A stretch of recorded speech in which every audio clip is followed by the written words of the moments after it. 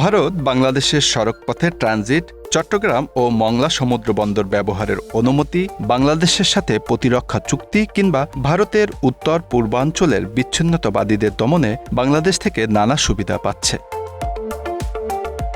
নতুন প্রস্তাব অনুযায়ী প্রতিবেশী এ দেশটি এবার বাংলাদেশের রেলপথ ব্যবহার করতে চায়।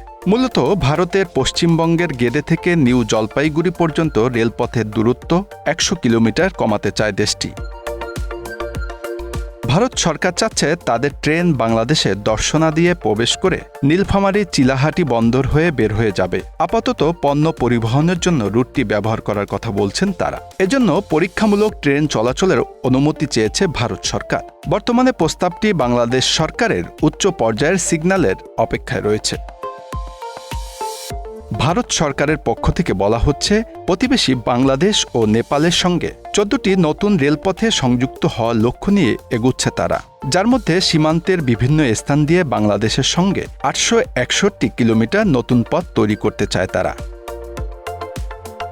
বাংলাদেশের দিনাজপুর, ঠাকুরগাঁও, পঞ্চগড়, লালমনিরহাট ও গাইবান্ধা, ফেনী ও চট্টগ্রাম এবং যশোর সীমান্তে এসব নতুন সংযোগের পাশাপাশি পুরনো রেলপথ সংস্কারের পরিকল্পনা রয়েছে। এর আওতায় পদ্মা সেতু ব্যবহার করার কথা বলা হয়েছে।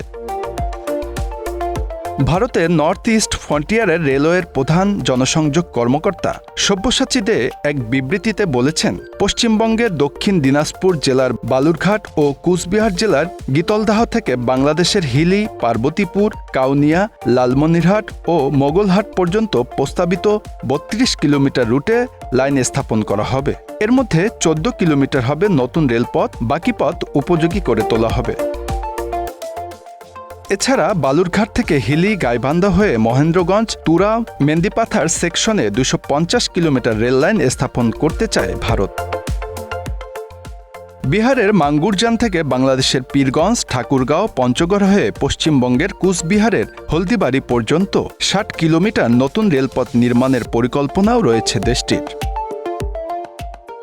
আরেকটি রুট হবে পশ্চিমবঙ্গের ডালখোলা থেকে বাংলাদেশের পীরগঞ্জ, ঠাকুরগাঁও, পঞ্চগড় হয়ে কুচবিহারের হলদিবাড়ি পর্যন্ত, যার দৈর্ঘ্য হবে ৮০ কিলোমিটার। পশ্চিমবঙ্গের উত্তর দিনাজপুরের রাধিকাপুর থেকে বিরল, পার্বতীপুর, কাউনিয়া হয়ে গীতলদাহ পর্যন্ত হবে ৩২ কিলোমিটার রেলপথ।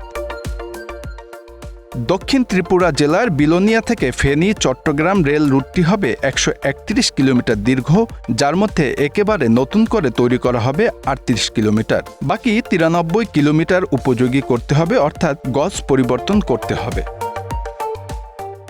পশ্চিমবঙ্গের নদিয়া জেলার গেদে থেকে বাংলাদেশের দর্শনা, ঈশ্বরদী, টঙ্গী, ভৈরববাজার, আখাউড়া হয়ে আগরতলা পর্যন্ত ট্রেন চালাতে চায় ভারত, যেখানে এ রুটে ১০০ কিলোমিটার লাইনে গজ পরিবর্তন করতে হবে। এছাড়া পেট্রোপোল থেকে বেনাপোল, যশোর, রূপদিয়া, নড়াইল, পদ্মা সেতু হয়ে আগরতলা পর্যন্ত লাইন বসাবে ভারত। সমালোচকরা বলছেন, এসব রুটের মাধ্যমে ভারতের উত্তর পূর্বাঞ্চলের ৭টি রাজ্যে যোগাযোগ ব্যবস্থা অনেক সহজ হবে। ওইসব রাজ্যে পণ্য পরিবহনের আগে যেখানে কয়েকদিন সময় লাগত, এখন কয়েক ঘন্টায় পৌঁছে যাবে। বিনিময়ে বাংলাদেশ পাবে নামমাত্র শুল্ক, অথচ এসব অঞ্চলে বাংলাদেশের পণ্য রপ্তানির সুযোগ ছিল। Bangla affairs news desk.